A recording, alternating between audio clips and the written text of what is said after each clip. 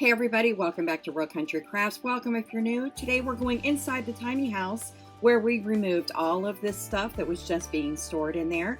And today we're going to get started on those walls that you can see right here. Stephen, what do you think? You ready?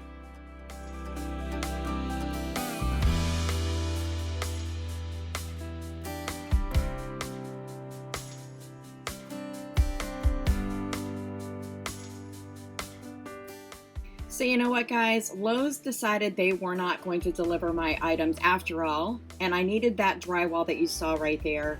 So we rented a U-Haul, and one of my sons, Casey, went with Steven out to the local Lowe's. We picked up supplies in that little U-Haul truck, and honestly, it actually saved me money because I would have had to done several orders and delivery charges to have that stuff delivered. So, you know, that was a good thing. However, we have been really fighting the elements here as well. We have been under, severe weather. There has been a lot of raining. You would think that that would not affect working inside of the tiny house, but in fact it does, because what happens is there's a lot of humidity in the air. We're trying to cut down wood. There's water sort of from the air being absorbed into the wood. It's just been kind of a little bit of a hot mess. And when I tell you it's been raining, it has been pouring.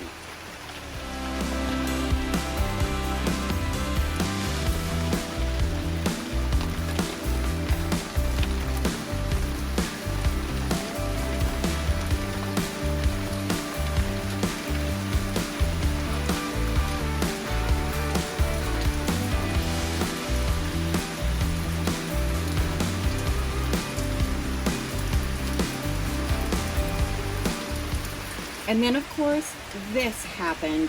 And guys, we had 2 tornadoes touch down that day, so it's been kind of scary.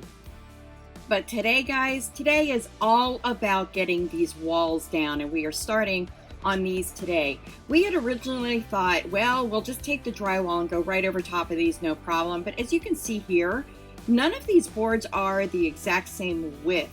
So we would never be able to just put drywall over top of these boards like we had originally and probably stupidly thought.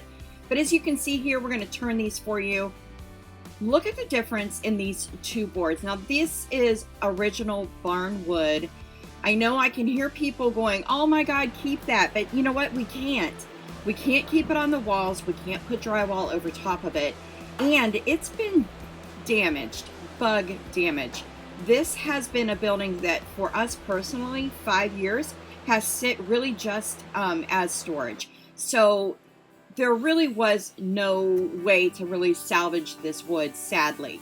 So as you can see here, Stephen started with a circular saw, and he had to play around a little bit with the depth of that blade to start cutting into these boards. Now, you probably know, but if you don't, when you start a project like this and you have no idea what is behind the walls, you really do take your time.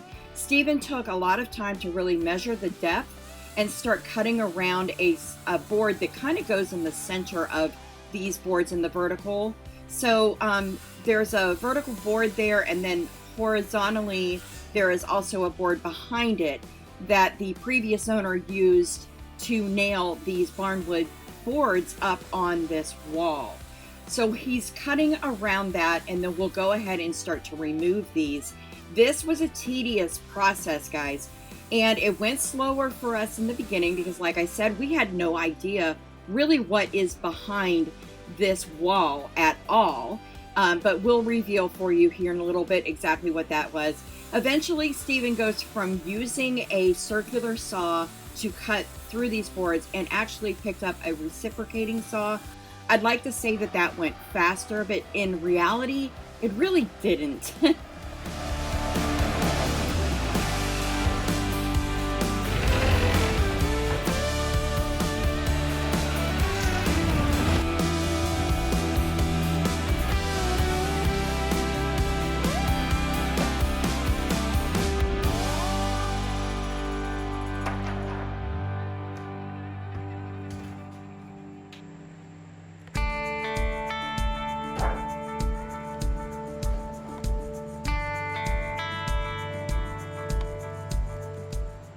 And so now we've got the lower half of the wall done. We're taking that out to a fire pit that we have. We will be burning this wood, guys. It's sad, but it's true. We have to. But we really just removed the top part of the wall the same way we took down the bottom. And then he was able to take a multi-tool and just remove the very top pieces. The drywall will be going up to that trim, not behind it. Now behind the top part, there is a 2x4 where all of this trim work is attached. Stephen just got up there on a ladder with one of our nail or brad guns and just made sure that that trim was nice and secure to the top so that we didn't lose any integrity of that. That part of the top part of the wall is actually staying in place. It is totally fine. Now, if you guys are wondering where Derek is, he went on vacation and look how much fun he's having. We can't wait to have him back next week when we start more on this renovation. So inside the walls, we found a mismatch of insulation, and guess what, guys? We even found a window. I'm so excited.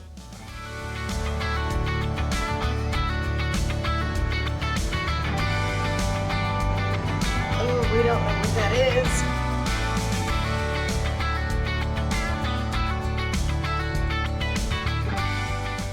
After finding what we found out is actually a termite's nest, ugh, gross, we went ahead and started removing all of the insulation out of the walls and out of that cavity where a window used to be.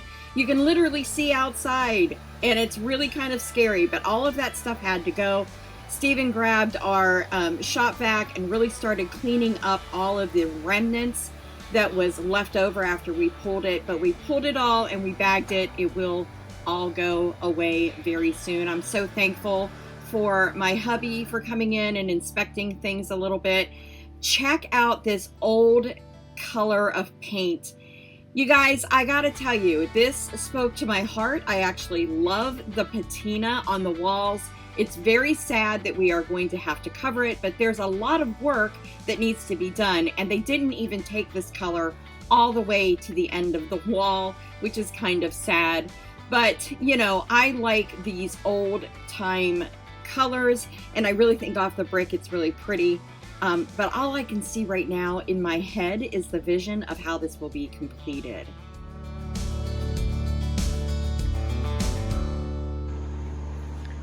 Well, guys, I mean, right here is the outside. Check it out. That's my back hill. And that's obviously how rodents, bees, wasps, and yes, even snakes found their way into this building. So we are going to have to custom order a window because I want light and bright in here. We're gonna replace it with a window, but we're gonna secure it up so that nothing ever gets in here again.